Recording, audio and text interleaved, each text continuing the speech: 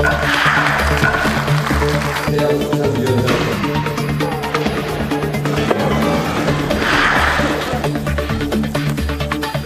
2년간 11개 당국위원회 의원실 국회의장님께 모두 선출하지 못한 7개 상임 의장님이셔서 의원실 해가지고 그런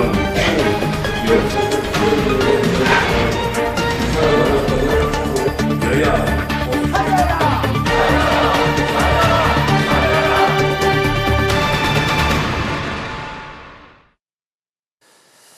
민주당이 국회 상임위원장을 단독 선출하면서 여야 갈등이 최고조에 달하고 있습니다. 국민의힘은 국회의사 일정을 전면 보이콧할지 추가 논의하기로 했고 민주당은 상임위를 가동하면서 맞섰는데요. 오늘 파워 인터뷰에서는 국민의힘 박정훈 의원을 모시고 원구성 갈등과 지역구 현안에 대한 말씀을 들어보도록 하겠습니다. 의원님 안녕하십니까? 네, 안녕하세요. 반갑습니다. 초대해 주셔서 감사합니다. 네, 우선 22대 국회 입성을 축하드리겠고 예, 감사합니다. 또 이제 6시 뉴스 이 뉴스를 준비하기 전에 이제 대기실에서 항상 우리 의원님께서 앵커로 이제 방송을 하셨던 그 뉴스를 보면서 이 뉴스를 이제 준비를 했었거든요. 예. 어느 날 갑자기 안 보이셔서 궁금했었는데 예. 정치계로 이제 뛰어드셨습니다. 예, 짠 여기 나타났습니다, 제가. 굉장히 근데 동안이세요. 이 프로필을 보니까 27년 네. 동안 동아일보에서 시작을 하셨고 채널A, TV조선에서 앵커를 하셨고 지난 1월에 이제 국민의힘에 입당을 하셔서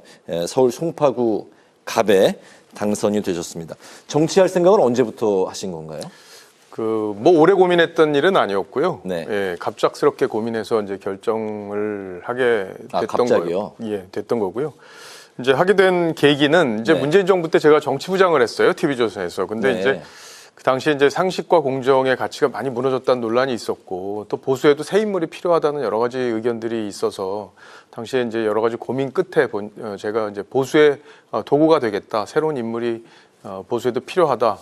이런 생각을 가지고 결심을 했습니다. 그러시군요. 예. 네. 조금 전에 이제 그 자리에서 이제 기다리시면서 예. 방금 서영교 의원의 전화 인터뷰 내용을 보시면서 예.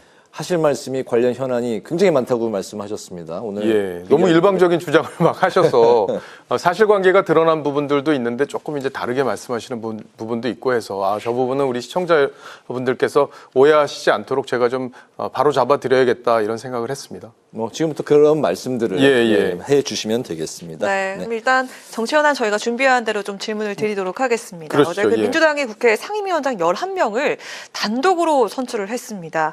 야당이 국회의장단에 이어서 상임위원장까지 단독으로 선출을 하게 된 건 헌정사상 초유의 일이라고 하는데 운영위원장의 박찬대 의원, 법사위원장은 정청래 의원, 그리고 과방위원장은 최민희 의원 등 그 정말 전면에 강성이자 좀 친명인 세력으로 좀 내세워서 눈길을 끌었는데 이 민주당의 단독 임명에 대해서 좀 어떻게 보셨는지 전반적으로 이야기 들어보겠습니다. 방금 앵커께서도 헌정사상 초유의 일이다.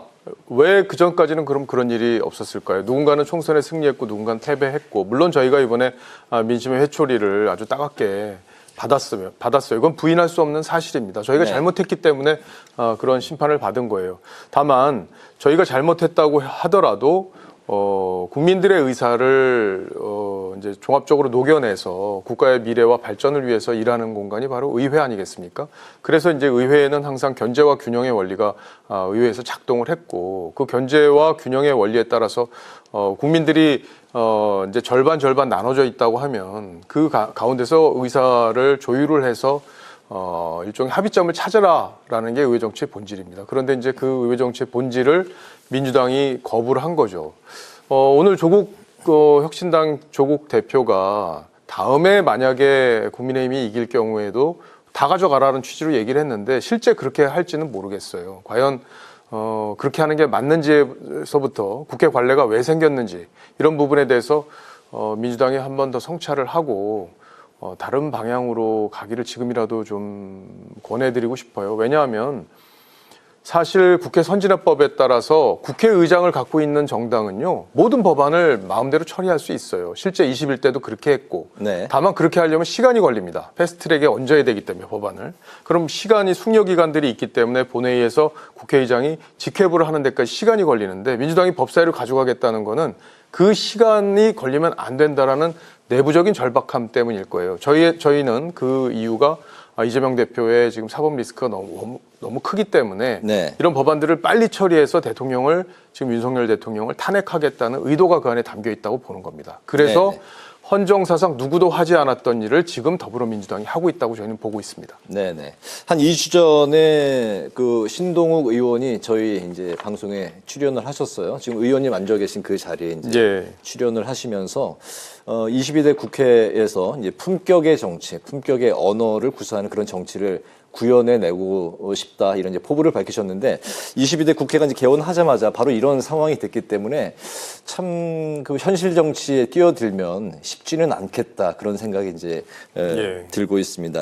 이게요 지금 우리 대한민국의 정치 상황은요 사실상 정치적 내전 상태예요. 그러니까 상대방을 인정하지 않고 또 가진 권력으로 상대를 굴복시키려고 하는 일종의 전쟁 상태입니다. 네. 여기서 지금 품격을 논의한다는 것 자체가 저는 사치라고 생각하고요. 알겠습니다.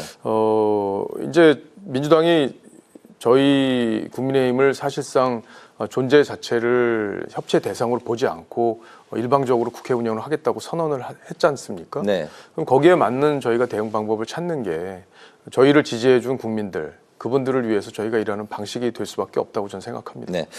오늘부터 민주당이 이제 상임위를 가동을 했고 내일 이제 법사위가 열릴 예정인데요. 특히 이제 방송 3법하고 해병대원 특검법을 빠르게 이제 통과시킬 예정으로 전해지고 있습니다.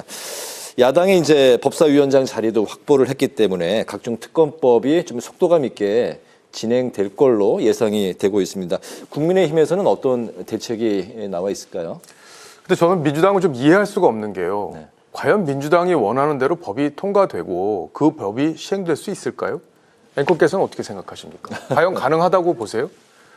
저희 대통령에게 있는 우리나라는 대통령 중심 국가입니다. 그래서 야당이 거대 의석을 갖더라도 그 야당이 힘을 가지려면은 기본적으로 협치라는 베이스가 깔려야 돼요. 왜냐하면 대통령 중심제이기 때문에 그렇습니다.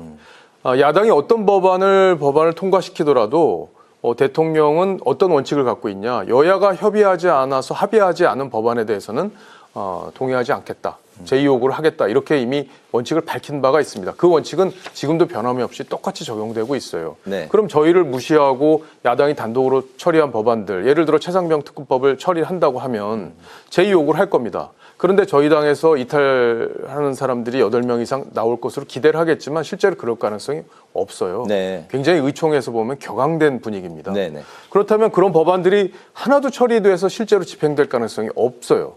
그렇다면 도대체 뭘 목적으로 저렇게까지 무리를 하면서 국회 운영을 하려고 하는 건지 잘 이해가 되질 않습니다. 솔직히. 네. 그리고 저희로서는 모든 법안을 그렇게 처리할 경우에 모든 법안에 대해서 대통령에게 제2요구를 해달라 이렇게 건의할 수밖에 없습니다. 특히 중요한 건요. 예산 편성권이요. 정부에 있어요. 네. 저희는 21대와 달리 여당입니다. 22대에서는. 그렇기 때문에 예산 편성권이 헌법 57조를 보면요. 국회가 뭐 요구를 하더라도 정부의 동의 없이는 예산을 증액하거나 때론 새로운 비목을 만들어낼 수가 없도록 헌법에 규정이 돼 있어요. 그건 뭐냐? 정부에서만이 예산 편성을 할 수 있는 권한을 갖고 있다는 헌법상의 권리입니다. 그럼 야당에서요, 뭘 하고 싶어도 예산을 만들어낼 방법이 없습니다. 그러면 지금 야당이 저렇게 협치를 무시하고 독주를 하더라도 법안 통과 못하죠? 예산 마음대로 편성할 수가 없습니다. 그렇다면 야당이 가질 수 있는 권한이라는 게 뭐가 있겠어요? 그러니까 거대 야당이라고 해도 협치를 기반으로 해야지만 야당의 권한이 세지는 거거든요. 근데 야당이 그걸 무시하고 있기 때문에 도대체 이재명 대표를 위한 정당이 아니라면 저렇게까지 할 이유가 있을까라는 국민적인 의구심도 커질 수밖에 없는 겁니다. 네. 네, 이런 가운데 국민의힘이 당내 15개 특별위원회를 가동을 했습니다. 자, 여기서 입법은 국회 상임위원회를 거쳐야 하는데 이게 그만큼 실효성이 있을까 하는 그런 의구심이 나오고 있는 상황인데요. 또 국회 의사일정 전면 보이콧 여부를 또 논의 중인 그런 상황으로 알고 있습니다. 과연 지금 이 상황에서 어떤 결론이 나야 한다고 생각을 하시는지요? 근데 지금 민주당은요, 저희가 결국에는 국민의힘 들어올 수밖에 없을 거야. 21대도 그랬어. 이렇게 생각을 하는 것 같아요. 그러나 저희는 들어가는 게 상당히 어렵습니다. 그리고 저희가 가진 건요, 정부 여당의 권리가 저희한테 있기 때문에, 권력이 있기 때문에 저희가 들어가서 뭔가를 해결하는 게 21대하고는 다른 상황입니다. 결국에는 저희는 민주당이 저렇게 독주하면 저희가 들어갈 수 있는 공간은 없다고 저는 생각을 하고요. 저희가 특별위원회 15개를 운영하는 것, 이건 뭐냐면 아까 서영교 의원도 얘기했지만 우리가 일하는 국회를 만들어야 돼요. 저희도 일하고 싶습니다. 네. 국민을 위해서, 민생을 위해서 일하고 싶어요. 그러나 민주당이 저렇게 하기 때문에 우리가 들어갈 수가 없기 때문에 정부와 우리가 협의할 수 있는 별도의 채널을 국회에 만드는 거예요. 그래서 거기서 논의를 해서 국민들에게 필요한 정책들을 우리가 시행령이나 아니면 네. 정부 정책을 통해서 집행하려고 지금 계획을 하고 있는 그런 상황이기 때문에 일을 하고자 한다? 저희가 일을 하고자 하는 거지 민주당은 이재명 방탄을 위해서 일을 하려고 하는 거라고 저희는 규정하고 싶습니다. 네, 그렇군요. 지금 좀 화가 많이 아니요, 계신 그렇게까지 올라온 건 아니고요. 네. 차분하게 우리 국민들에게 이런 과정을 좀 설명드리고 싶은데 네. 내용들을 보면 아까도 앵커께서 말씀하셨지만 네. 헌법에 우리가 헌정사상 초유의 일이기 네. 때문에 네. 그런 초유의 일이 왜 벌어졌나를 잘 설명드리기 위해서 여러 가지 얘기들 하다 보니까 네. 네. 예, 표정을 좀 풀겠습니다. 감사합니다. 그 민주당에서는 지금 이제 주장하는 게 총선에서의 민의를 반영하기 위해서 어쩔 수 없다. 뭐 그런 이제 명분을 내세우고 있는 상황이지 않습니까? 그러면요, 18대 때요, 200석 넘는 석을 범여권이 가져왔어요. 당시에 이명박 정부 출범 직후에 치러진 총선이었습니다. 친박연대하고 친박무소속까지 합치면 200석이 넘었는데 네. 아니, 그때도 그렇게 얘기해야죠. 우리가 졌으니까 그렇게 그러면 다 가져가도 되겠다. 이렇게 민주당이 그 당시에 얘기하는 거 들어보셨습니까? 그러니까 지금 왜 이렇게까지 하는지에 대해서 국민들의 눈을 가리고 싶기 때문에 네. 일해야 된다, 속도감 있게 일해야 된다 이런 얘기를 하는 거지만 이렇게까지 하는 이유의 본질적인 거는 결국엔 이재명 대표를 사법적 리스크로부터 구해내겠다라는 똘똘 뭉친 민주당, 단 한 명을 위한 정당이라는 걸 보여주는 모습이다, 이렇게 평가하고 싶습니다. 알겠습니다. 저희가 이제 시간이 많지 않기 때문에 참 많은 논의를 하고 또 많은 말씀을 이제 들어보고 싶은데 이제 예. 시간이 뭐 좀 제한적이기 충분히 때문에 얘기하시죠, 뭐. 그럴까요? 그래도 괜찮겠습니까? 예, 괜찮습니다. 네, 국민의힘이 이번 주 차기 당대표 선출을 위한 당원당규 개정 작업을 마무리할 예정이라고 이제 들었는데요. 정치권의 관심사는 과연 7월 25일로 지금 전당대회 날짜가 확정이 된 겁니까? 날짜는 7월 23일부터 25일 사이에 하겠다라는 공감대, 내부적으로 그건 만들어져 있고요. 어쨌든 뭐 25일에 할 가능성이 지금 현재로는 높은 상황입니다. 결국에는 한동훈 전 비대위원장이 지금 뭐 상수다 이런 이제 뭐 많은 이야기들이 나오고 있고 관건이 한동훈 전 비대위원장의 이제 등판 여부다. 뭐 이렇게 이제 평가가 나오고 있는데요. 현재 국민의힘 전당대회 상황, 뭐 당심 민심, 뭐 7대 3으로 그렇게 이제 가고 있는 분위기가 뭐 전해지고 있습니다. 예, 어떻게 지금 보고 계십니까? 뭐 그렇게 될 가능성이 높아 보여요. 네. 높아 보이고 한동훈 위원장도 출마할 가능성이 높아 보입니다. 그리고 이제 결심을 거의 굳혔다는 얘기도 저도 들리고 있고요. 네. 그리고 이제 딜레마 상황이에요. 사실 국민의힘으로서는 대선 주자를 지금 땡겨서 이제 당대표로 써야 되는 상황이에요. 이게 네. 비대위를 구성할 때도 한동훈 비대위를 구성하는 것도 비슷한 딜레마 상황이었습니다. 근데 문제는 뭐냐, 이제 대통령과의 갈등 부분을 어떻게 풀 건지, 이 부분이 저희 당으로서는 상당히 중요한 문제고, 대통령의 임기가 아직 3년이 남아있지 않습니까? 그렇기 때문에 한동훈 위원장과 대통령의 관계를 원만하게 만들어내야 대통령의 국정 운영 동력도 살아날 수 있어요. 그리고 한동훈 위원장도 대선으로 가는 길이 어렵지 않게 갈 수 있기 때문에 저는 두 분이 이제 갈등, 세간에 알려진 게 갈등이 있는 걸로 알려져 있기 때문에 그 갈등을 잘 수습하는 게 가장 1순위가 돼야 되지 않을까 이렇게 생각하고 있습니다. 의원님이 보시기에도 한동훈 전 비대위원장이 이번에 출마하는 게 맞다고 보시는 건가요? 저희가요, 사실은 지방선거를 2년 뒤에 치러야 돼요. 네. 근데 이번에 총선에서 참패를 했기 때문에 지방선거는 꼭 승리를 해야 됩니다. 절박해요. 2년 후 6월인가요? 네. 예, 맞습니다. 그 뒤에 다음 해에 대선이 또 있어요. 네. 그러니까 일종의 전초전 성격의 지방선거이기 때문에 반드시 그 선거를 승리해야 됩니다. 근데 지금 그 선거를 승리로 이끌 힘 있는 지금 주자가 당에 필요해요. 얼굴이 네. 필요합니다. 그래서 한동훈 위원장을 지금 당원들이 원하는 게 지금 사실인데 대선 주자이기도 하다 보니까 지금 자칫해서 어렵게 상황이 흘러가면 어떡할까? 대통령의 갈등이 부각되면 어떡할까? 이런 걱정들을 하고 있는 거죠. 다만 한동훈 위원장이 굉장히 슬기로운 분이기 때문에 네. 이런 두 가지 문제들을 아마 현명하게 잘 풀어내지 않을까, 대표가 된 뒤에 그렇게 예상을 하고 기대도 하고 있습니다. 네. 네.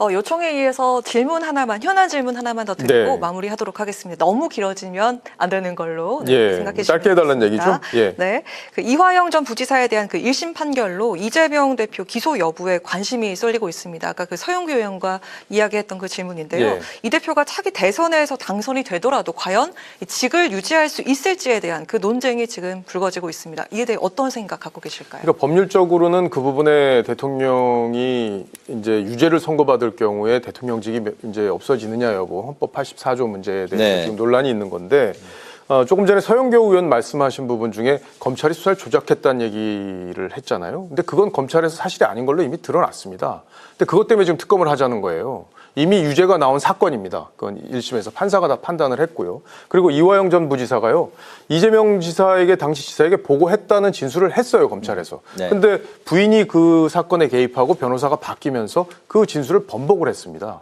그렇다면 어느 부분이 사법 조작이고 사법 방해인지는 쉽게 판단할 수 있어요. 그 부분에 대해서도 법원에서 판단을 1심에서 유죄로 한 거 아니겠습니까? 네.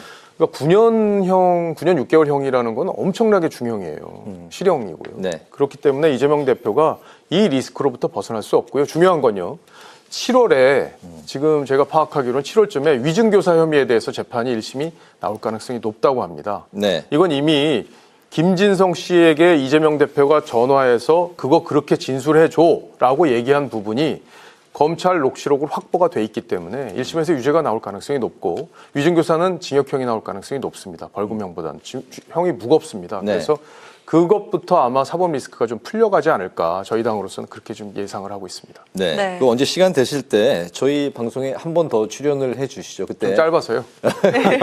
오늘 시간이 금방 예. 지나간 느낌이 들고, 그때 현안에 대해서 더 집중적으로 더 들어가 보는 시간을 가지면 좋을 것 같습니다. 예, 짧게 해서 좀 저한테 미안해서 그렇게 말씀하신 것 같은데, 예, 다음에 꼭 나오겠습니다. 아, 저희가 네. 이제 정해진 시간 한 20분 정도는 이야기를 말씀 나눈 것 같고요. 예, 강행코 하실 네, 말씀이 있으세요? 마무리 멘트 좀 하도록 하겠습니다. 사실상 그 국민의힘이 총선 패배 이후 여전히 위기를 겪고 있고 또 민생까지 좀 챙겨야 하는 그런 시급한 상황이긴 한데요. 박정훈 의원께서는 앞으로 어떤 정치를 하고 싶으신지 마무리 멘트 좀 들어보도록 하겠습니다.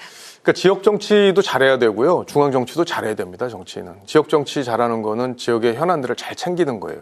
당선인 시절부터 챙겨왔습니다. 그래서 제가 공약했던 것들은 아마 차질 없이 진행을 할 거고요.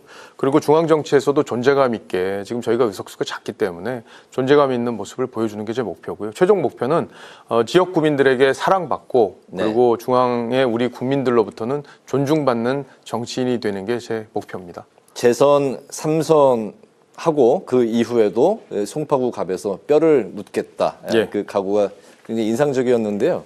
저는 그 공약 중에 좀 그 관심이 갔던 게 그 한예종을 송파구 갑으로 좀 이전을 시키겠다. 그 이유 좀 짧게 들어볼 수 있을까요? 예, 짧게 설명하기가 좀 어려운데 한번 해볼게요. 한예종은요, 지금 네. 현재 그 강북에 의릉에 있습니다, 위치가. 근데 거기가 의릉이 조선 왕조 왕릉인데 그 40기가 유네스코 유적으로 지정이 됐어요. 그러면서 한예종 부지가 있는 지역을 옮겨야 된다는 약속을 했어요. 네. 그래서 옮겨야 됩니다. 근데 그분들이 서울에서 옮기길 원해요. 서울에 있는 지역으로. 근데 송파에 그린벨트 지역이 있어요. 네. 거기로 옮겨오는 게 제 공약의 핵심입니다. 돈이 많이 들겠죠. 그게 이제 앞으로 풀어가야 될 과제입니다. 알겠습니다. 오늘 굉장히 힘 있는 그런 좀 그 기를 받은 것 같습니다. 행복했어요? 살짝 좀 긴장감도 돌기도 했었고 예. 여러 가지 지금 전국 상황 때문에 네. 예, 그렇게 분위기가 있었던 것 같고 굉장히 인상적인 인터뷰였다는 걸 말씀을 드리고 싶네요. 감사합니다. 네. 오늘 파워 인터뷰, 오늘은 야당의 상임위원장 단독 선출 이후 여당의 대응책에 대해서 국민의힘 박정훈 의원을 모시고 관련 말씀을 들어봤습니다. 오늘 말씀 잘 들었습니다. 네, 고맙습니다. 고맙습니다. 감사합니다.